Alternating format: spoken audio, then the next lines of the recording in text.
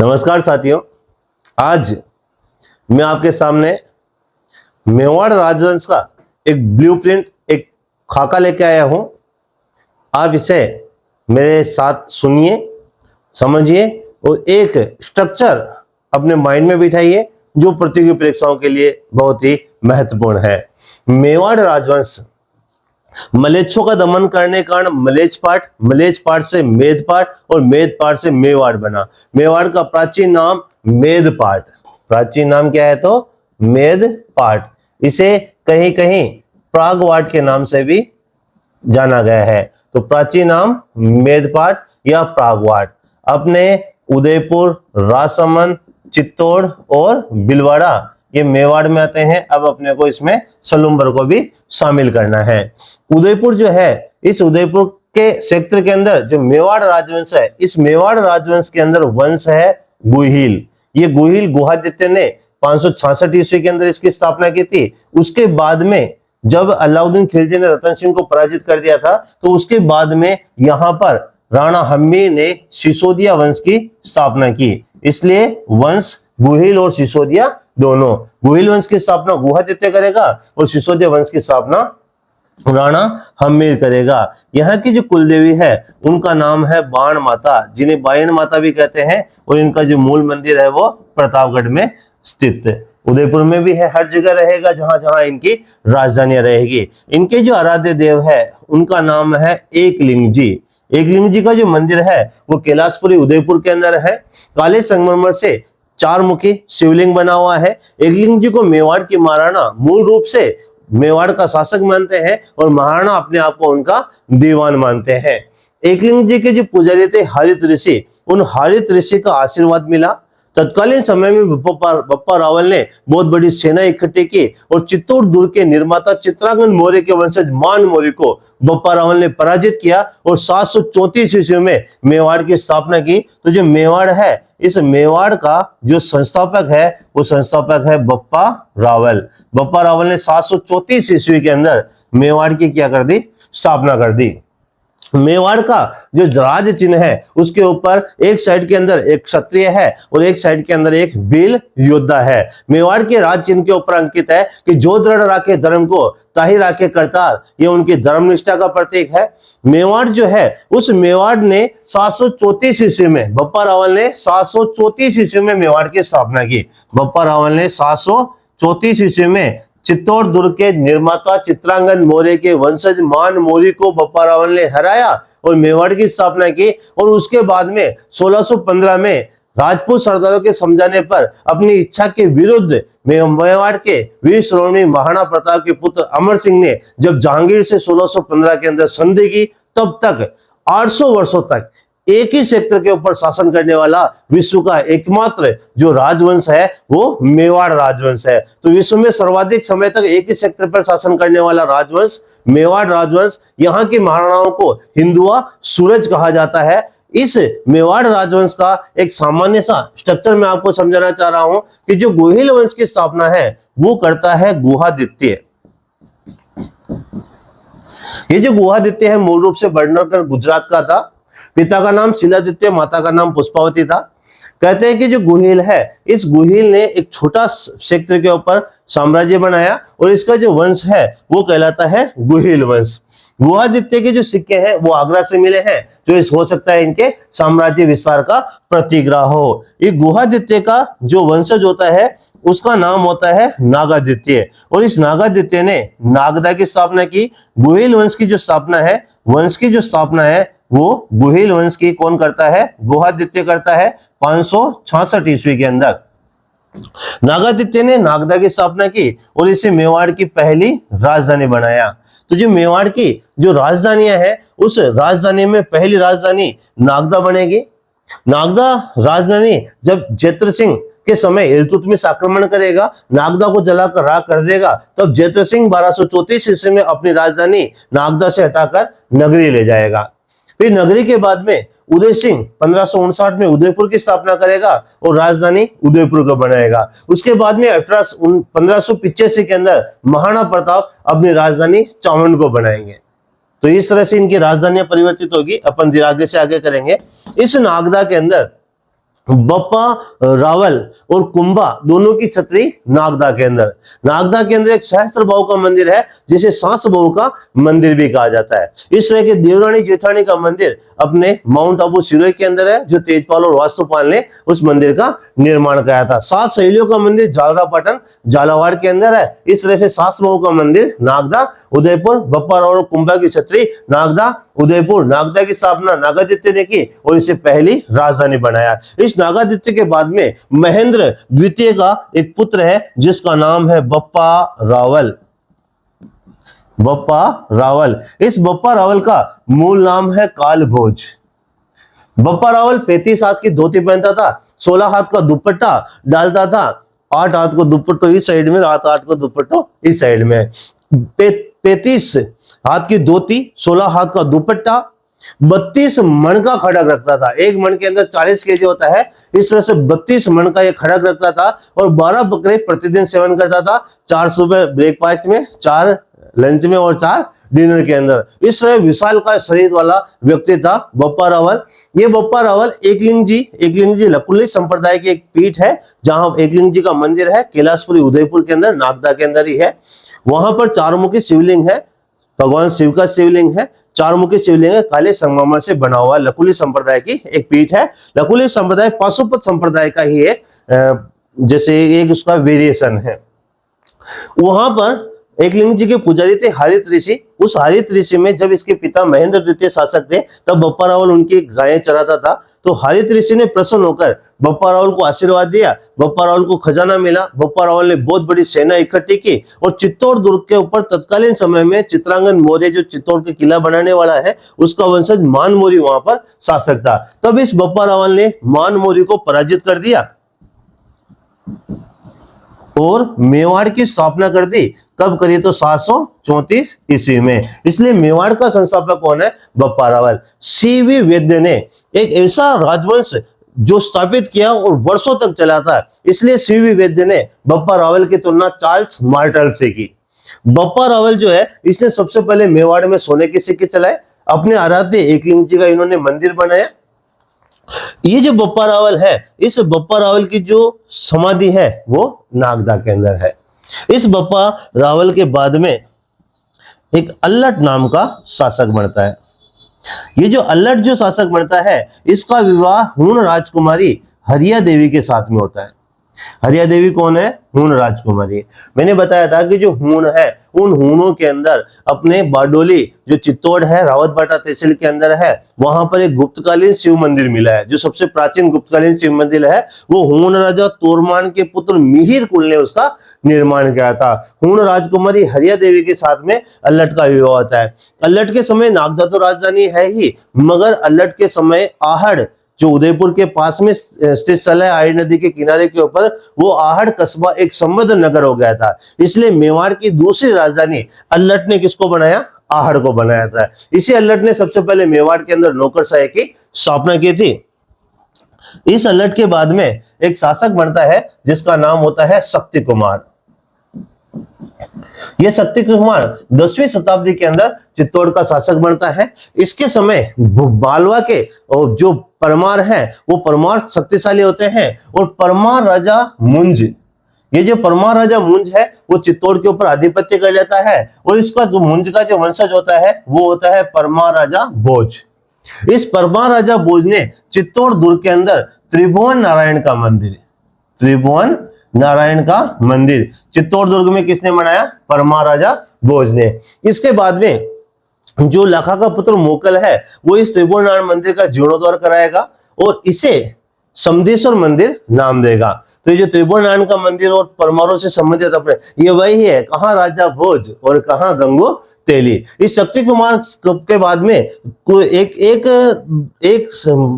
100 साल 150 साल तक लगभग मेवाड़ थोड़ा सा कमजोर रहता है, मगर उसके बाद में एक शासक बनता है जिसका नाम होता है रण सिंह है और कहीं कहीं इसे कर्ण सिंह के नाम से भी जाना गया है।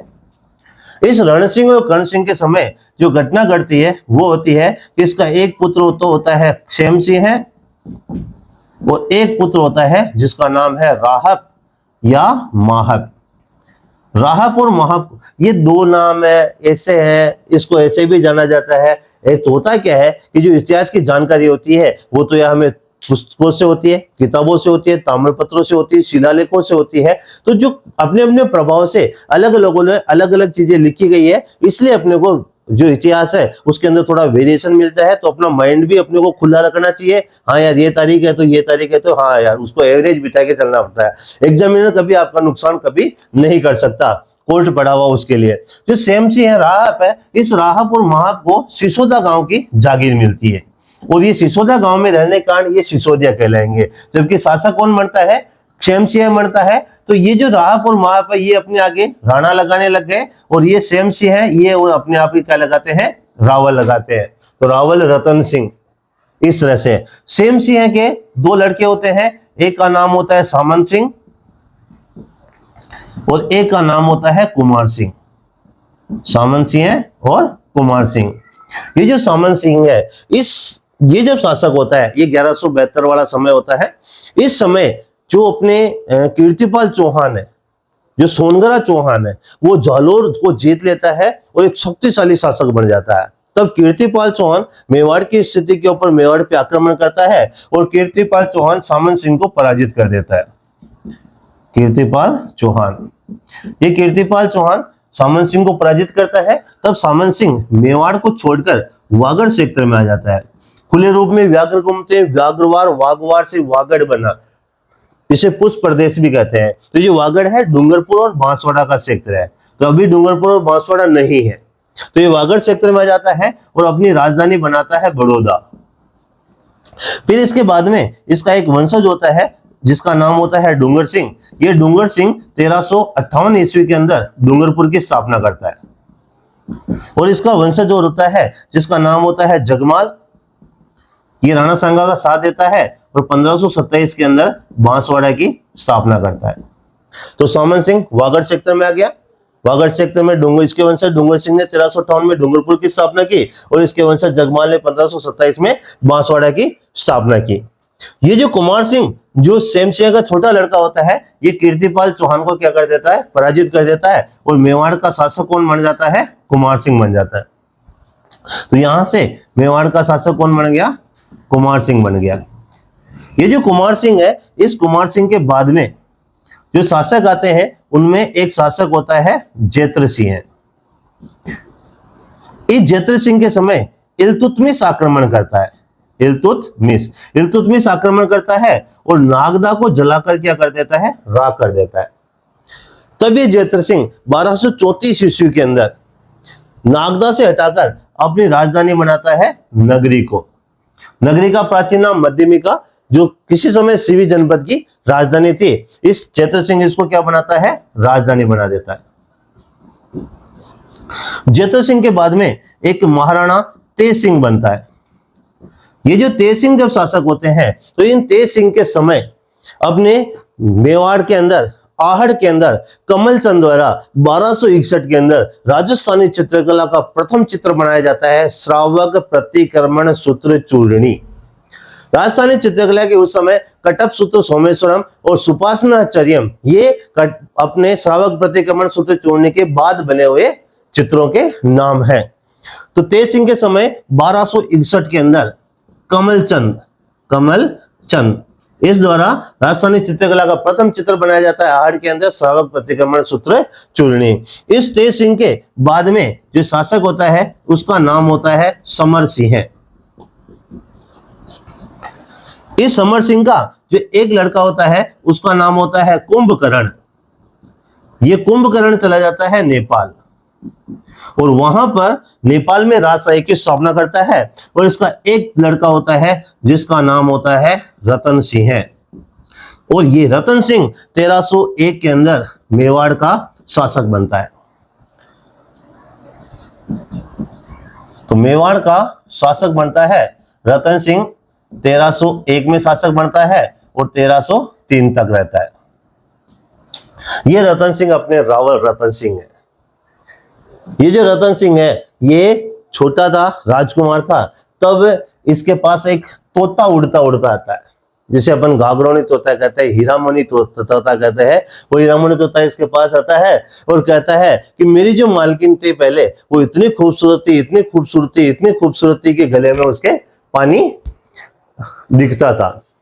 तो उस ऐसी औरत को देखने के चक्कर में साधु का वेश बनाकर ये सिंहल द्वीप श्रीलंका जाता है और वहां के राजा गंधर्वसेन और उसकी पत्नी चंपावती की पुत्री, जिसे पद्मिनी के नाम से जाना जाता है, वहां जाकर उससे शादी करता है और उसे मरवाने के लिए अपने मेवाड़ में ले आता है। तो इस रतन सिंह की जो पत्नी है उसका नाम है पद्मिनी।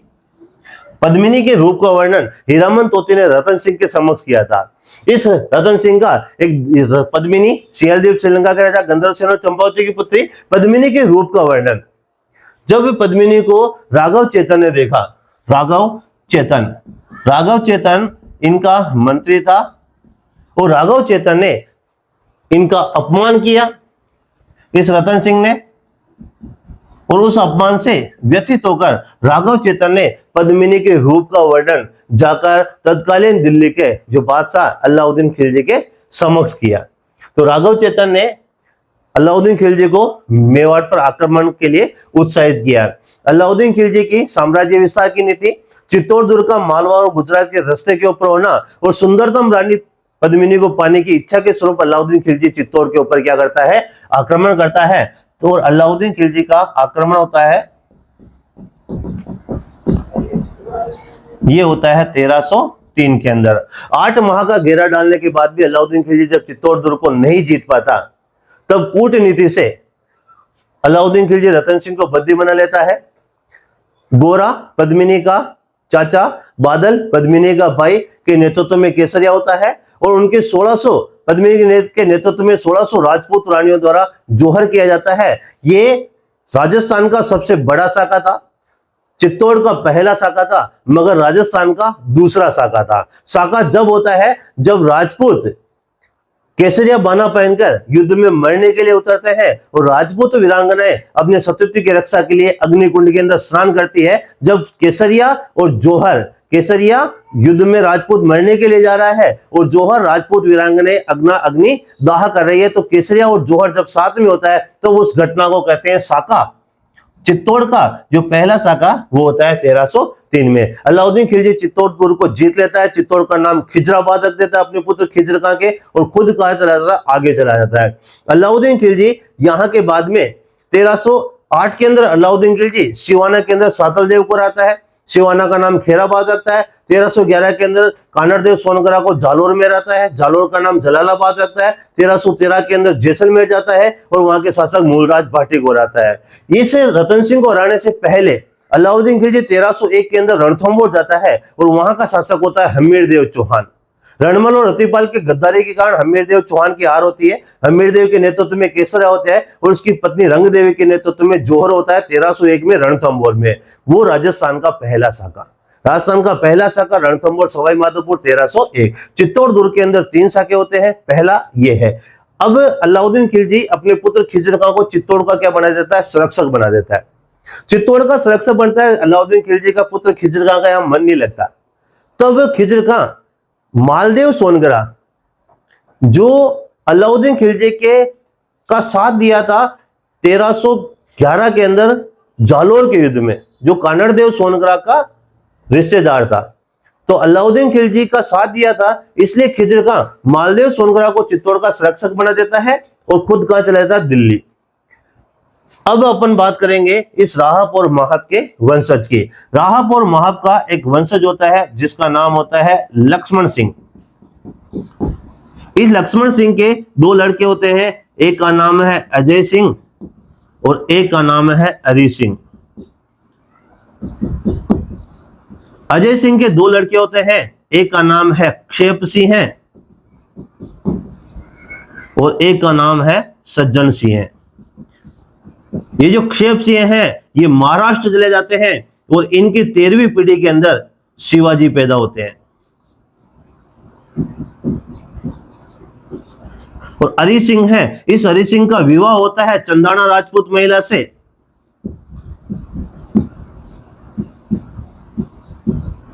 और इन दोनों के जो पुत्र होता है उसका नाम होता है राणा हम्मीर। ये राणा हम्मीर कूटनीति से चित्तौड़ के संरक्षक मालदेव सोनग्रह के पुत्र जय सिंह को 1326 ईस्वी के अंदर हराता है, चित्तौड़ को जीतता है और इस चित्तौड़ के अंदर सिसोदिया वंश की स्थापना कर देता है। क्योंकि ये कहां के थे? सिसोदा गांव के, इसलिए किस वंश की स्थापना की इसने? सिसोदिया वंश की राणा हम्मीर ने। राणा हम्मीर को कीर्ति स्तंभ प्रशस्ति जो विजय स्तंभ चित्तौड़ के यहाँ पर लगी हुई है और रसिक प्रिया जो गीत गोविंद के ऊपर टीका लिखी है महाराणा कुंभा, इन दोनों जगह पर इस राणा हम्मीर को विषम घाटी पंचानन बताया गया है। विषम परिस्थितियों में भी शेर के समान दिखाई देने वाला। एक हम्मीरदेव चौहान है, वो अपने रणथंभौर सवाई माधोपुर का है, जो 1301 के अंदर वहां पर साके के अंदर वो शहीद होता है और वहां पर रंग देवी जो उसकी पत्नी होती है उसके नेतृत्व में जौहर होता है, हम्मीरदेव के नेतृत्व में केसरिया होता है, उसकी पुत्री होती है पद्मा, वो पद्मा वहां से भगती है और वहां पर एक पद्मा कुंड है जिसके अंदर कूदकर वो आत्मदाह करती है, इसलिए कहीं कहीं उसे जल जौहर की भी संज्ञा दी गई है। राणा हम्मीर है। इस राणा हम्मीर के बाद में जो शासक बनते हैं उन शासकों के अंदर है एक शासक आता है लाखा। लक्ष्य सिंह महाराणा लाखा के नाम से मेवाड़ का शासक बनता है। ये जो लाखा है, इस लाखा के समय जावर के अंदर चांदी की खान निकलती है। शीशा जस्ता और चांदी एक ही अयस्क से निकलता है। जमीन से खोद के खनन किया और एक पत्थर निकल गया, उसे अयस्क कहेंगे। इस अयस्क का नाम है गेलेना, जिसमें शीशा भी निकलता है, जस्ता भी निकलता है और चांदी भी निकलती है। इस तरह की जो खान है वो जावर उदयपुर के अंदर है, सबसे बड़ी खान है एशिया की। रामपुरा आगोचा बिलवाड़ा के अंदर है, वो एशिया का सर्वश्रेष्ठ शीशा जस्ता निकलता है। राजपुरा दरीबा राजसमंद और चौथ का बरवाड़ा सवाई माधोपुर, यहां पर शीशा जस्ता और चांदी की खाने हैं। चंदेरिया चित्तौड़ के अंदर ब्रिटेन की सहायता से एशिया का सबसे बड़ा जिंक स्मेल्टर लगाया गया है, जहां पर वो इसको फिल्टर किया जाता है। देवारी उदयपुर के अंदर भी फिल्टर लगाया गया है जिसे अपन जिंक स्मेल्टर कहते हैं, और सल्फ्यूरिक अम्ल पर आधारित जिंक स्मेल्टर अपने कपासन चित्तौड़ में लगाया गया है। तो जावर के अंदर चांदी की खान, लाखा के समय मेवाड़ की क्या होती है? उन्नति होती है। लाखा के समय तो एक तो लाखा के समय जावर में चांदी की खान निकली है। लाखा के समय तारागढ़ बूंदी का निर्माण कर देता है बरसिंह। बरसिंह तारागढ़ बूंदी का निर्माण कर देता है और इस बरसिंह को लाखा क्या करना चाहता है? हराना चाहता है। बार बार आक्रमण करने पर भी जब तारागढ़ दुर्ग बूंदी को लाखा नहीं जीत पाया, तब यह प्रतिज्ञा ले लेता है कि जब तक मैं तारागढ़ को नहीं जीत लेता तब तक अन्य जल ग्रहण नहीं करूंगा। कुछ समय तक प्रयास किया जाता है, मगर जब नहीं जीत पाते तब मेवाड़ के राजपूत सरदार इस इलाका को समझाते हैं कि अपन ऐसा करते हैं, एक नकली तारागढ़ बना देते हैं, उसको आप जीत लेते हैं और आपकी प्रतिज्ञा पूरी हो जाएगी, आप भी रोटी खा लेना और हमको भी खाने देना। क्योंकि ऐसी संभावना होती है कि राजा अगर रोटी नहीं खा रहा तो अपन भी नहीं खा सकते। ऐसी योजना बनाएगी, नकली तारागढ़ बनाया गया और जब लाखा की सेना उस नकली तारागढ़ को जीतने वाली थी तब पता चला बरसिंह को कि इस नकली दुर्ग को जीतकर कुंभा की लाखा की जो उसकी प्रण पूरा कराया जा रहा है, तो इस नकली तारागढ़ को बचाने के लिए इस बरसिंह ने अपनी सेना के साथ में युद्ध किया। इस युद्ध के अंदर वीर गति को प्राप्त हुआ, युद्ध हारा। इसलिए कहा जाता है कि नकली दुर्ग के लिए असली लड़ाई तारागढ़ बूंदी के लिए हुई थी और मेवाड़ के महाराणा लाखा ने बूंदी के शासक बरसिंह को क्या किया था? पराजित किया था। इस लाखा के समय एक बंजारा है, जिस बंजारे का नाम है पिच्छू बंजारा। इस पिच्छू बंजारे ने अपने बेल की स्मृति में एक पिछोला जेल का निर्माण कराया। तो पिछोला जेल का निर्माण 14वीं शताब्दी में पिच्छू नामक बंजारे ने कराया था और अपने एक बेल की स्मृति में इसका निर्माण कराया था। इस लाखा के समय मेवाड़ के अंदर लाखा है। मारवाड़ के अंदर तत्कालीन समय में जो एक राव चूड़ा है जो मंडोर को राजधानी बनाता है, अभी उनकी राजधानी मंडोर है। उस राव चूड़ा का जो पुत्र है उसका नाम रणमल है।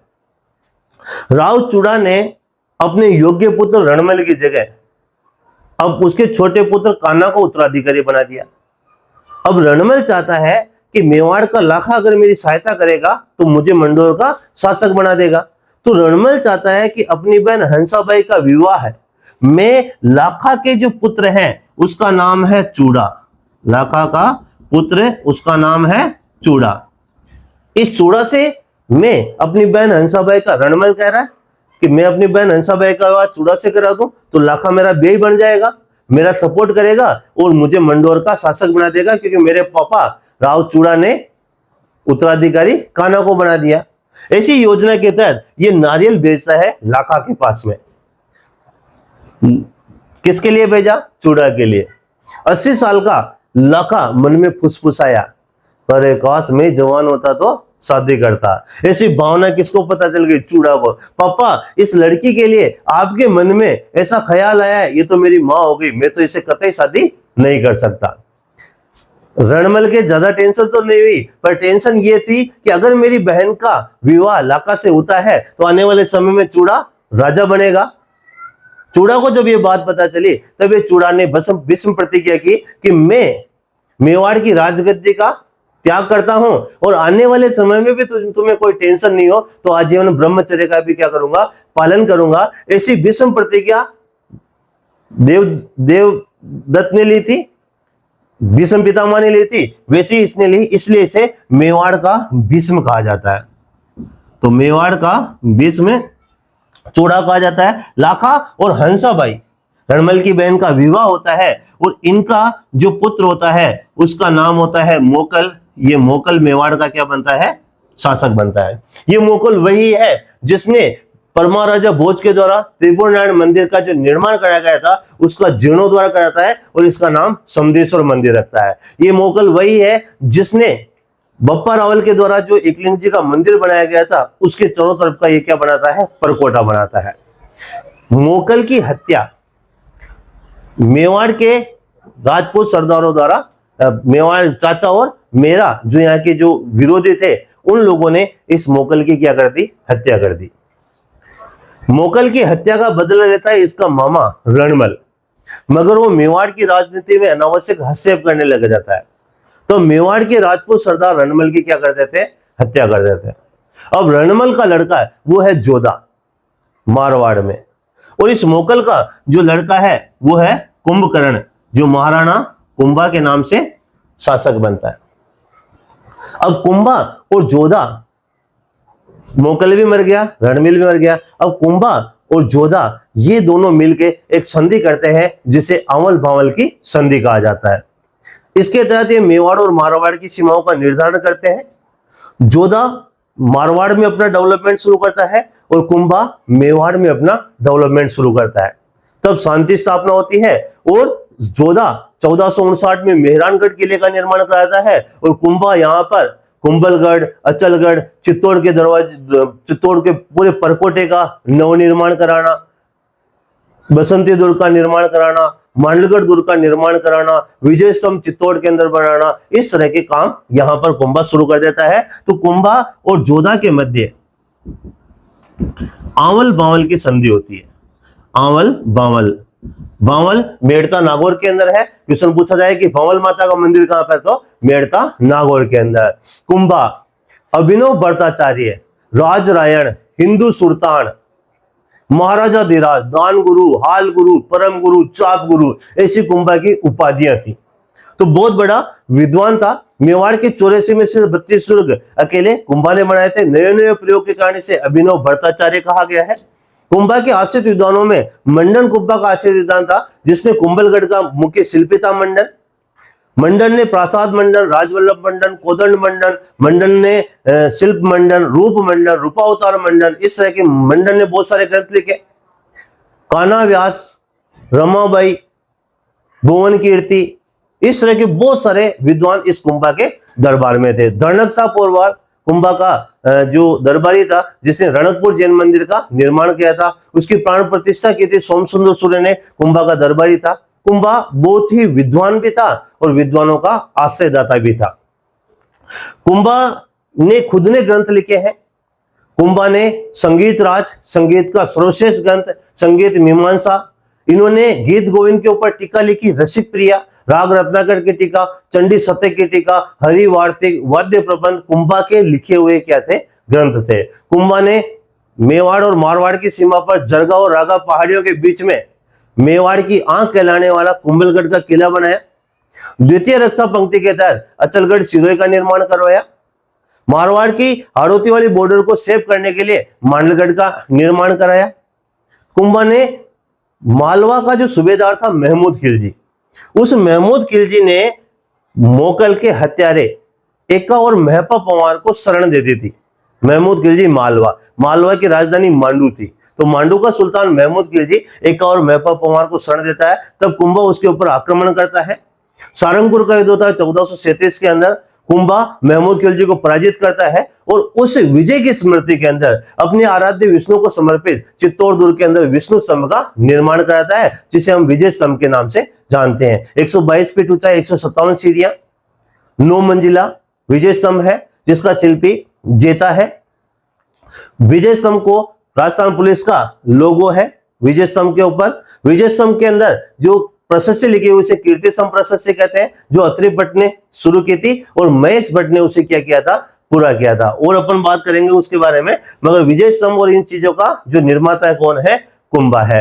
कुंभा ने चित्तौड़ के अंदर कुंभ श्याम का मंदिर बनाया, कुंभा महल बनाया, चित्तौड़ का प्रकोटा भी कुंभा ने बनाया। कुंभा अचलगढ़ के अंदर कुंभा और उदय की मूर्तियां हैं। कुंभा कुंभलगढ़ के अंदर उसका मेवाड़ की जो कटारगढ़ है उसके अंदर इसका निवास स्थान था। इसके पुत्र उदयकरण उदा ने कहते हैं कि इन्हें धक्का देकर इनको क्या कर दिया, इनका मार दिया। तो मेवाड़ के अंदर पितृहत्या कौन है, उदा है, जिसने कुंभा की हत्या कर दी। मगर उदा को शासक नहीं बनाया और कुंभा का जो लड़का है उसका नाम है रायमल। ये रायमल मेवाड़ का क्या बनता है, शासक बनता है। पितृहत्या को भगाकर रायमल शासक बनता है। रायमल की खास उपलब्धियां नहीं है, मगर एक इनकी महत्वपूर्ण उपलब्धि है कि इन्होंने संग्राम सिंह को पैदा किया। तो जो रायमल है, इस रायमल के और भी पुत्र हैं, जिसमें एक कुंवर पृथ्वीराज है, जिसे उड़ना राजकुमार के नाम से जाना जाता है। एक जगमाल है, एक इनकी पुत्री है आनंदीबाई। तो मेवाड़ के अंदर एक भविष्यवक्ता थी विधि चारणी। उसने भविष्यवाणी की थी कि कुंवर पृथ्वीराज, जिसे उड़ना राजकुमार के नाम से जाना गया है, यह भी शासक नहीं बनेगा, जगमाल भी शासक नहीं बनेगा और शासक ये संग्राम सिंह बनेगा। ऐसी विकट परिस्थिति के अंदर जब इनको पता चला कि ऐसे ये जगमाल संग्राम सिंह शासक बनेगा, तब पृथ्वीराज ने इसके ऊपर आक्रमण किया। संग्राम सिंह यहां से भाग गया और भाग के अजमेर के करमचंद पंवार के यहाँ पे चला गया। इस आनंदीबाई का विवाह सिरोही के जगमाल देवड़ा से हुआ था। जगमाल देवड़ा ने जहर की गोलियां दे दी और कुंवर पृथ्वीराज को मार दिया। जगमाल, जिसकी सगाई सोलंकी राजकुमारी से हुई थी, उस पत्नी को देखने के चक्कर में हट की और सोलंकी राजकुमारों ने इस जगमाल की हत्या कर दी। अब बचा कौन, संग्राम सिंह। यह संग्राम सिंह 24 मई 1509 को मेवाड़ का शासक बनता है। किस नाम से शासक बनता है, राणा सांगा के नाम से। तो राणा सांगा 24 मई 1509 को मेवाड़ का क्या बनता है, शासक बनता है। राणा सांगा के नेतृत्व में 5 राजा, 7 राजा, 9 राव और 124 सरदार, 7 राजा, 9 राव और 104 सरदार राणा सांगा के नेतृत्व में लड़ते थे, इसलिए इन्हें हिंदूपति कहा गया है। राणा सांगा के शरीर पे 80 घाव थे, एक हाथ नहीं था, एक पैर नहीं था और एक आंख इनकी जख्मी थी, इसलिए इन्हें सैनिक का भग्नावशेष कहा गया है। तो राणा सांगा जब दिल्ली की गद्दी के ऊपर बैठता है, तब तत्कालीन समय के अंदर दिल्ली के ऊपर इब्राहिम लोदी का शासन है। अफगानिस्तान के अंदर फरगना का जो शासक है वो उस समय बाबर है। गुजरात के अंदर बहादुर शाह है और मालवा के अंदर उस समय महमूद खिलजी द्वितीय का शासन है। राणा सांगा के ऊपर, राणा सांगा की कमजोर स्थिति जानकर इब्राहिम लोदी राणा सांगा के ऊपर आक्रमण करता है और 1517 के अंदर खातौली का युद्ध होता है। खातौली बूंदी के अंदर राणा सांगा इब्राहिम लोदी को पराजित कर देता है खातौली के युद्ध में। तो खातौली का जो युद्ध बूंदी और बांडी का युद्ध धौलपुर, इन दोनों युद्धों के अंदर राणा सांगा इब्राहिम लोदी को हरा देता है। तो महमूद खिलजी द्वितीय जो मालवा का शासक है, वो सोचता है कि राणा सांगा कमजोर हो गया, तो वो गागरोन का के ऊपर आक्रमण करता है और युद्ध होता है गागरोन का युद्ध। ये जो गागरोन का युद्ध है, ये 1517 के अंदर, ये 1518 के अंदर और ये युद्ध होता है 1519 के अंदर। तो मालवा का जो महमूद खिलजी है उसे गागरोन के युद्ध 1519 में राणा सांगा क्या करता है, पराजित करता है। इन जीतों से राणा सांगा की वैल्यू बढ़ती है और सारे जो राजपूत है वो इसके छत्र के नीचे लड़ने को तैयार होते हैं। इब्राहिम लोदी उस समय दिल्ली का शासक है। बाबर काबुल अफगानिस्तान फरगना का शासक है। बाबर आक्रमण करता है भारत के ऊपर। इब्राहिम लोदी दिल्ली से जाता है और पानीपत के अंदर प्रथम युद्ध 1526 के अंदर बाबर और इब्राहिम लोदी के मध्य युद्ध होता है। बाबर इब्राहिम लोदी को क्या कर देता है, पराजित कर देता है। अब मेवाड़ के ऊपर राणा सांगा और दिल्ली के अंदर बाबर है। अब इन दोनों के मध्य छोटी छोटी मुठभेड़ें होती है जिसमें बयाना का युद्ध होता है। उस बयाना के युद्ध में राणा सांगा बाबर को पराजित कर देता है। मगर खानवा का युद्ध, खानवा रूपवास तहसील भरतपुर के अंदर है और इस खानवा के युद्ध में 17 मार्च 1527 इस खानवा के युद्ध में बाबर और राणा सांगा आमने सामने होते हैं। बाबर की तुलुगोमा युद्ध पद्धति, बाबर के पास तोपखाना होना, राणा सांगा के पास सामंती सेना होना, अलग अलग राजाओं की सेना होना, इस तरह के कुछ ऐसे कारण बनते हैं जिससे राणा सांगा की क्या होती है, हार होती है। राणा सांगा को मूर्छित अवस्था में बसवा दौसा ले जाया जाता है जहां पर उनकी समाधि है। कालपी एमपी में उनकी मृत्यु हो जाती है और फिर राणा सांगा को मेवाड़ की बॉर्डर मांडलगढ़ के अंदर उनका अंतिम संस्कार कर दिया जाता है। तो राणा सांगा की समाधि कहां है, मांडलगढ़ भीलवाड़ा के अंदर। अब इस राणा सांगा के बाद में इनके जो पुत्र होते हैं, एक पुत्र इनका भोजराज होता है जो मीराबाई का पति है, जो मर जाएगा पहले। इनका एक लड़का होता है जिसका नाम विक्रमादित्य होता है।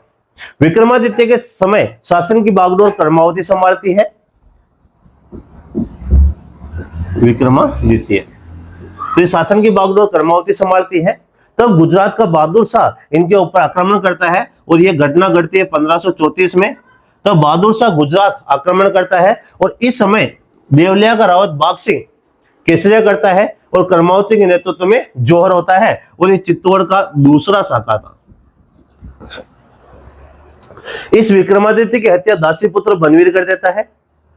इस विक्रमादित्य का जो छोटा भाई है उसका नाम है उदय सिंह। विक्रमादित्य का छोटा भाई उदय सिंह। इस उदय सिंह के प्राणों की रक्षा पन्नादाई अपने पुत्र चंदन का बलिदान देकर करती है। उदय सिंह को पत्तल की टोकरियों में छुपाकर कुंभलगढ़ भेज दिया जाता है जहां पर वहां का किलेदार आशा देवपुरा उन्हें शरण देता है और उन्हें परिपक्व करता है। और 1540 के अंदर जब उदय सिंह पावर में आ जाता है तब बनवीर को मारकर पुनः अपने पैतृक राज्य का स्वामी बनता है। उदय सिंह 1559 के अंदर उदयपुर की स्थापना करता है और उदयपुर को अपनी राजधानी बना देता है। इस उदय सिंह के समय 1567 के अंदर मेवाड़ के ऊपर अकबर का आक्रमण होता है। उदय सिंह अपने कुछ विश्वस्त सरदारों के साथ में गोगुंदा की पहाड़ियों में चले जाता है। जयमल और फत्ता के नेतृत्व में केसरिया होता है और जयमल और फत्ता की पत्नियों के नेतृत्व में जौहर होता है। तो ये चित्तौड़ का तीसरा शाखा। इसी समय जयमल को कंधे पर बिठाकर कल्लाजी राठौड़ ने भयंकर युद्ध किया था और 4 हाथों वाले लोक देवता कहलाते हैं। उदय सिंह का निधन 1572 में गोगुंदा की पहाड़ियों में हो जाता है। वहीं पर 24 फरवरी को महाराणा प्रताप 1572 को महाराणा प्रताप का राजतिलक कर दिया जाता है। तो इस उदय सिंह के बाद में महाराणा प्रताप शासक बनते हैं। महाराणा प्रताप उपनाम की का हिंदुआ सूरज, वीर शिरोमणि, मेवाड़ केसरी, पिता उदय सिंह, माता जयवंताबाई, पत्नी अजबदेव पवार, पुत्र अमर सिंह, भाई शक्ति सिंह, घोड़ा चेतक, हाथी राम प्रसाद। महाराणा प्रताप का राजतिलक 24 फरवरी 1572, जन्म 9 मई 1540, कुंभलगढ़ राज सामंत। महाराणा प्रताप को जो निधन होता है 19 जनवरी 1597 में होता है। और बारडोली जो चावंड पहले राज सामंत था, बारडोली चावंड सलुम्बर में इनकी छतरी बनी हुई है 8 खंभों की। महाराणा प्रताप जो शासक बनता है तो उदय सिंह ने समझाने के लिए 4 दूत भेजता है।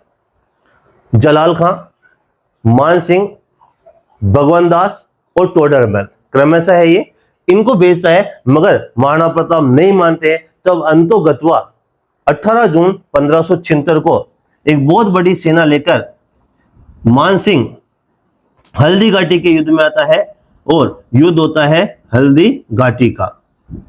तो हल्दी घाटी का युद्ध 18 जून 1576 में होता है। नई RSCIT जो राजस्थान की जो माध्यमिक शिक्षा बोर्ड की किताब है, उसमें एक शोध करके पता लगाया गया है और अब वर्तमान में बताते हैं कि हल्दी घाटी युद्ध में महाराणा प्रताप की विजय होती है और मुगल सेना को ये दूर तक खदेड़ देते हैं। महाराणा प्रताप, इसके बाद में मान सिंह के नेतृत्व में हल्दी घाटी युद्ध होता है, आसफ खां, मान सिंह इस तरह से यहाँ पे होते हैं। फिर यहाँ से अब अकबर एक बहुत बड़ी सेना शाहबाज खां के नेतृत्व में भेजता है और 1578 में युद्ध होता है, उसे कहते हैं कुंभलगढ़ का युद्ध। तो कुंभलगढ़ का युद्ध 1578 में होता है। इस युद्ध में शाहबाज खां के नेतृत्व में अकबर की सेना विजय होती है और विभिन्न युद्धों में कुंभलगढ़ केवल एक बार जीता गया। 1578 में शाहबाज खां के नेतृत्व में अकबर ने इसे विजय किया था। फिर इसके बाद में महाराणा प्रताप को भामाशाह मिलते हैं, बहुत सारा धन देते हैं उन्हें। फिर धीरे धीरे महाराणा प्रताप भीलों और इनकी सेना बनाते हैं और धीरे धीरे सभी टुकड़ियों पर, सभी जो इनकी जो छावनियां होती है उनके ऊपर आधिपत्य। सबसे बड़ा जो नाका था उस समय दिवेर नाका था और इस दिवेर का युद्ध कहलाता हुआ था 1582। तो 1582 के अंदर दिवेर का युद्ध होता है। लंबा चला था, इसलिए इसे कर्नल जेम्स टोड ने मेवाड़ का मैराथन कहा था। हल्दी घाटी को मेवाड़ के थर्मोपोली, आपने पिक्चर देखी होगी 300, जहां पर जुरथ्रस्ट ईरान का शासक होता है और लियोनोडस जो स्पार्टा का शासक होता है, उन 300 सैनिकों ने 1.25 लाख की सेना जो जुरथ्रस्ट की थी उनसे युद्ध किया था, वीर गति को प्राप्त हुए थे। इसी तरह की जो बहादुरी है वो कर्नल जेम्स टोड को हल्दी घाटी में दिखी थी। तब इसने कहा था कि जब हल्दी घाटी का जो युद्ध है वो वैसा ही युद्ध है जैसा थर्मोपोली के अंदर 300 यूनानी योद्धाओं ने ईरानी शासक जुरथ्रस्ट से युद्ध किया था, इसलिए इसे मेवाड़ की थर्मोपोली कहते हैं। मेवाड़ का मैराथन लंबा चला, दिवेर का युद्ध। इस युद्ध के बाद में महाराणा प्रताप चित्तौड़ और कुंभलगढ़ को चित्तौड़ और मांडलगढ़ को छोड़कर संपूर्ण मेवाड़ पर आधिपत्य कर लेते हैं। इनका अंतिम समय सामान्य बीतता है। 1585 के अंदर ये चावंड को राजधानी बना लेते हैं। राजधानी नागदा, नागदा से नगरी, नगरी से उदयपुर, उदयपुर से चावंड। 1597 के अंदर महाराणा प्रताप का निधन होता है। कन्हैयालाल सेठिया ने अपने पत्रों का मार्मिक जो विवरण है, पाथल और पीथल, महाराणा प्रताप और पृथ्वीराज राठौड़ का, इनके मध्य पाथल और पीथल का कन्हैयालाल सेठिया ने बहुत ही सुंदर वर्णन किया है। महाराणा प्रताप का जो लड़का होता है उसका नाम होता है अमर सिंह। ये जो अमर सिंह है ये अपनी इच्छा के विरुद्ध, महाराणा प्रताप का लड़का था, सुल्तान खान के इसने भाला मारा था, तो भाला सुल्तान खान उसके घोड़े को चीरते हुए जमीन के अंदर गड़ गया था। ऐसा बहादुर पुत्र होते हुए भी राजपूत सरदारों के समझाने पर इस अमर सिंह ने अपनी की इच्छा के विरुद्ध मुगलों से संधि की। 1615 के अंदर अमर सिंह और जहांगीर के मध्य संधि होती है, सशर्त संधि होती है। मेवाड़ मुगलों से वैवाहिक संबंध स्थापित नहीं करेगा। मेवाड़ का महाराणा कभी भी शाही दरबार में उपस्थित नहीं होगा। मेवाड़ का ज्येष्ठ कुंवर वहां पर उपस्थित होगा और महाराणा 1000 घुड़सवार शाही सेना में रखेगा। चित्तौड़ दुर्ग की मरम्मत नहीं की जाएगी। ऐसी शर्तों के साथ में अमर सिंह और जहांगीर के मध्य संधि होती है। तब अमर सिंह का जो पुत्र होता है उसका नाम होता है कर्ण सिंह। इस कर्ण सिंह को जहांगीर का जो लड़का है शाहजहां, वो इसे दिल्ली ले जाता है और मेवाड़ और मुगल संधि होती है। तो अमर सिंह के बाद में शासक बनता है कर्ण सिंह। ये जो कर्ण सिंह है, इस कर्ण सिंह ने पिछोला झील के मध्य में 2 टापू है। एक टापू पे जग मंदिर का निर्माण कार्य गोल महल बनाकर इस कर्ण सिंह ने शुरू किया था। इस कर्ण सिंह के बाद में जगत सिंह शासक बनता है। इस जगत सिंह ने जनाना महल बनाकर उस जग मंदिर का निर्माण कार्य पूरा कर दिया। जगत सिंह के समय जगदीश मंदिर उदयपुर का निर्माण, जिसे सपनों का मंदिर कहते हैं, 80 फीट ऊंचे चबूतरे पे बना है, पंचायतन शैली के अंदर बना है, अर्जुन पाणा मुकुंद ने बनाया है। वो जगदीश मंदिर जगत सिंह के समय बना है। इस जगत सिंह के बाद में एक शासक बनते हैं जिसका नाम है राज सिंह है। इस राज सिंह के समय औरंगजेब होता है। मुगल मेवाड़ संधि के विरुद्ध ये चित्तौड़ दुर्ग की मरम्मत कराता है। किशनगढ़ की राजकुमारी चारुमती से विवाह करता है औरंगजेब के विरुद्ध, और औरंगजेब से जब युद्ध होता है तब इसका जो प्रथम श्रेणी का ठिकाना है सलूम्बर, उस सलूम्बर का जो ठिकानेदार है रतन सिंह चुड़ावत, रतन सिंह चुड़ावत युद्ध में जाता है राज सिंह की तरफ से लड़ने के लिए, और रतन सिंह चुड़ावत अपनी पत्नी सहेल कंवर, जो हाल ही में उसका विवाह हुआ था, उससे निशानी मांगता है। सहेल कंवर अपनी गर्दन काट के देती थी, जो इतिहास में हाड़ी रानी के नाम से जानी गई, वो इस राज सिंह का दरबारी था। इस राज सिंह के द्वारा अकाल रात योजना के तहत गोमती नदी के ऊपर राजसमंद झील का निर्माण किया जाता है। राज सिंह के द्वारा मथुरा, वृंदावन आदि से जो आए हुए गोसाई लोग, जो औरंगजेब के भय से मूर्तियां तोड़ाने के आदेश के बाद मूर्तियां लेकर आए थे, उन मूर्तियों को मेवाड़ में स्थापित करता है।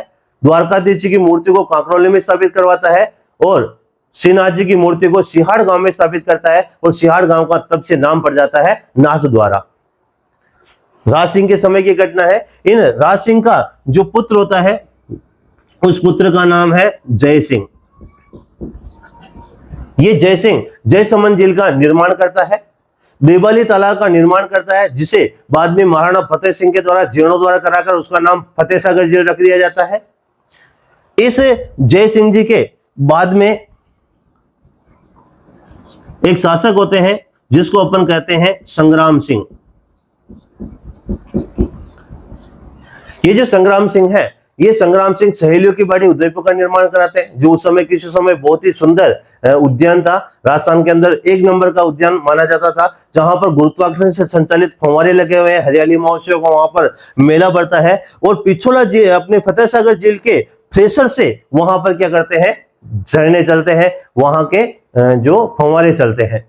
इस संग्राम सिंह ने सभी राजपूतों का एक संगठन बनाने की योजना बनाई कि ये जो मराठे हैं, वो मराठे राजपूतों को परेशान कर रहे हैं, राजस्थान को परेशान कर रहे हैं, उनके खिलाफ एक राजपूतों का संगठन बनाने की संग्राम सिंह ने योजना बनाई थी। मगर उस योजना के पहले ही इनका क्या हो जाता है, देहांत हो जाता है।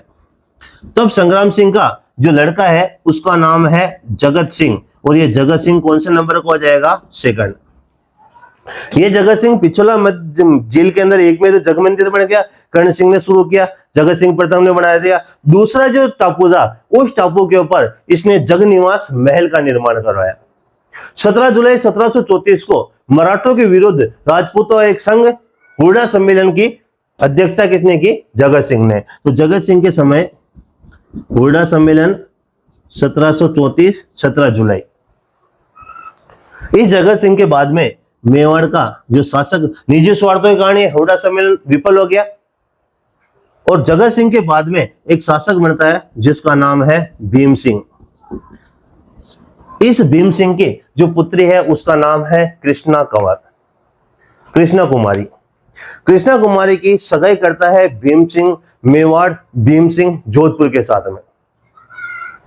भीम सिंह जोधपुर का निधन हो जाता है, तो भीम सिंह जी मेवाड़ कृष्णा कुमारी की सगाई कर देते हैं जगत सिंह जयपुर के साथ में। तब जोधपुर में भीम सिंह का छोटा भाई मान सिंह जोधपुर का शासक बनता है, और इस कृष्णा कुमारी को लेकर मान सिंह जोधपुर और जगत सिंह जयपुर आपस में लड़ते हैं, जिस जो युद्ध होता है गिंगोली का युद्ध, नागौर के निकट। फिर अजीत सिंह चुडावत और अमीर खां पिंडारी की सलाह पर कृष्णा कुमारी को जहर दे दिया जाता है, और इस विवाद को खत्म किया जाता है। इसे कहते हैं कृष्णा कुमारी विवाद। और ये जो भीम सिंह है, ये 1818 में अंग्रेजों से क्या कर लेते हैं, संधि। और अंग्रेजों से क्या हो गई, संधि हो जाती है। इस तरह से एक बेसिक मेवाड़ राजवंश है, जिसको आपको एक बार इस तरह से इसको एक बार लिखोगे आप, और जिस तरह से मैंने इन चीजों को बोला है, एक बार आप उन चीजों को सुनेंगे। आप अगर उन चीजों को सुनेंगे और ये करेंगे, तब जब मैं इनको वापस से डिटेल समझाने लगूंगा, तब आपके पूरा मेवाड़ राजवंश आपके माइंड में रहेगा। मैं जब यहां समझाऊंगा, तब मैं इसकी भी बात करूंगा। और मेरी तो तकनीक है ये कि जब मैं यहां से अगर किसी चीज को कर रहा हूं, तो मैं केवल मेवाड़ राजवंशी नहीं, पूरे राजस्थान का राजवंशी नहीं, पूरे राजस्थान के अंदर जो भी अपने को जीके याद करना है, उससे कोई भी अगर अटैच चीज है, तो मैं उस चीज को आपके समक्ष प्रस्तुत करूंगा। इसलिए बेसिक रूप से आपको एक